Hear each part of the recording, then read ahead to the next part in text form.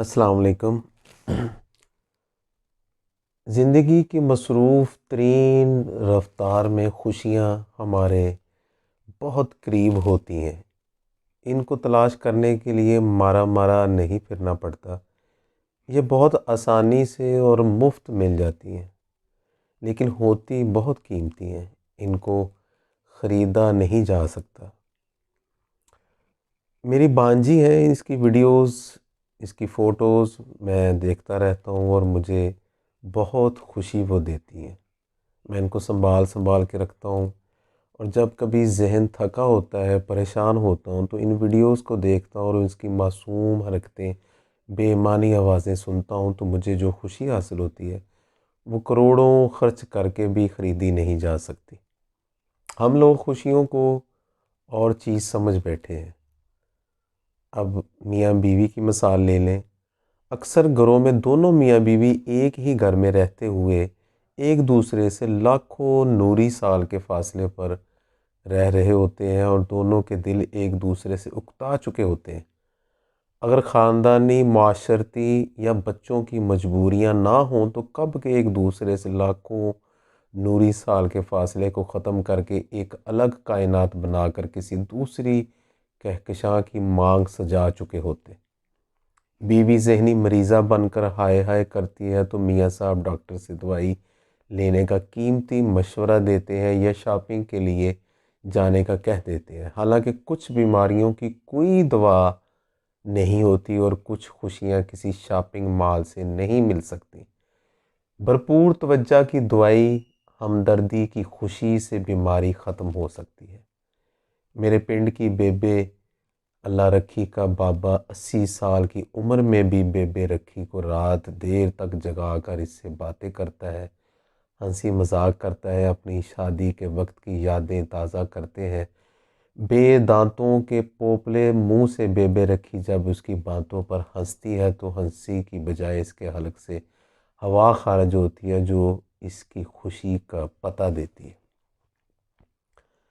ان دونوں کی کائنات صرف ان دونوں پر محیط ہے۔ اگر یہ دنیا ان کی جنت ہے تو بیبے رکھی اور اس بوڑھے آدم کی ہوا ہے جس کے لیے وہ ہر وقت خوشیاں تلاشتا رہتا ہے۔ بے اولاد بوٹا شادی کے 15 سال بعد جب بھی اپنے دن بھر کی مزدوری سے ملنے والی رقم سے اپنی چھموں کے لیے رات کو 50 روپے کی جلیبیاں دودھ خرید کر لاتا ہے اور اپنے ہاتھ سے اسے کھلاتا ہے تو وہ ناقص تیل میں بنی ہوئی جلیبیوں کی بھی اتنی ہی تعریف کرتی ہے کہ بوٹے کو دن بھر کی مزدوری کی تھکان اس کو خوشی دیکھ کر بھول جاتی ہے۔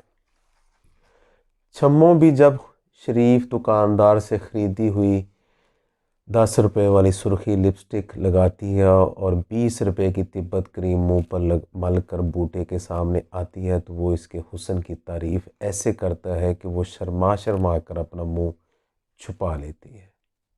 وہ جب پچھلی عید والا سوٹ پہنتی ہے تو بوٹا اس کے لباس کی تعریف میں زمین آسمان کے کلابے ملا دیتا ہے اور وہ ہواؤں میں اڑنے لگتی ہے۔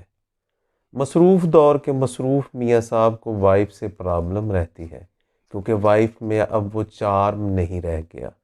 ہر روز تو بند مرغی کھا کھا کے اکتا جاتا ہے۔ روزانہ بیوی کی پرانی گھسی بٹی باتوں پر کوئی چارم نہیں رہ جاتا۔ چنانچہ آفس سے گھر پہنچ کر ٹی وی آن کرتے ہیں، لیپ ٹاپ کھول کر فیس بک کی سیر کرنے لگ جاتے ہیں۔ قریب کھڑی وائف پر روب طاری ہے کہ آفس کی تھکاوٹ کہیں غصے میں ڈال کر اس پر نہ برس پڑے، لہٰذا وہ چائے کھانے پینے کا بندوبست کرنے لگتی ہے۔ بیوہ جیسی صورت بیوی بہانے سے بنا کر کمرے کے چکر لگاتی ہے اور ایک بار بھی نہیں صاحب سر اٹھا کر اس کا نیا خوبصورت سوٹ دیکھ لیں، جھوٹی سی تعریف ہی کر دیں، لیکن صاحب کی آنکھیں ہی اندھی نہ ہو جائیں یا زبان گونگی ہو جائے جو ایسا کرے۔ اور یوں ہر روز ایسا رویہ نوری سالوں کا فاصلہ اور بڑھا دیتا ہے۔ ایک بات بتایا تھا کہ میرے پنڈ میں ایک چاچا صادق مسیح نئی سائیکل والا ہوا کرتا تھا۔ کسی فیکٹری میں 800-900 روپے ماہوار تنخواہ پر کام کیا کرتا تھا۔ صبح جب کام پر جانے لگتا تو اپنی نئی نویلی سائیکل کو دروازے کے سامنے چمکا کر جانے کے لیے اس پر سوار ہوتا تو اس کی گھر والی، جو روزانہ اسے گھر کی دہلیز پر آ کر رخصت کرنے کی عادی تھی، اسے آواز دے کر روکتی اور اس کے ٹفن کو کھول کر دیکھ لیتی کہ سالن اور روٹی پوری ہے یا نہیں۔ پھر کہتی، وہ بشارت دے ابا، دھیان نال جانا۔ شام کو اس کے انتظار میں پھر دہلیز پر آ کر اس کا راستہ دیکھتی، جب تک گلی کی نکڑ مڑتے ہوئے سائیکل کی گھنٹی سنائی نہ دے جاتی بے چین رہتی۔ چاچا صادق گلی مڑتے وقت گھنٹی ضرور بجاتا۔ وہ جانتا تھا کہ گھنٹی کی آواز میں کسی کی جان اٹکی ہوئی ہوتی ہے۔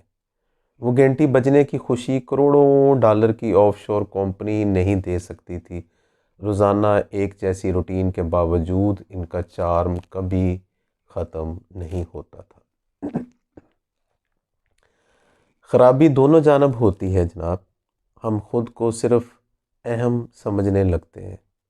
ہم خوشیوں کی برسات میں بھیگنا چاہتے ہوتے ہیں، لیکن بھول جاتے ہیں کہ برسنے والے بادل بھی زمین سے اٹھنے والے بخارات کی دین ہوتا ہے، جو زمین بادلوں کو اس لیے دیتی ہے کہ وہ اس پر برس کر اس کی مٹی کو مہکا دے، جل تھل کر دے۔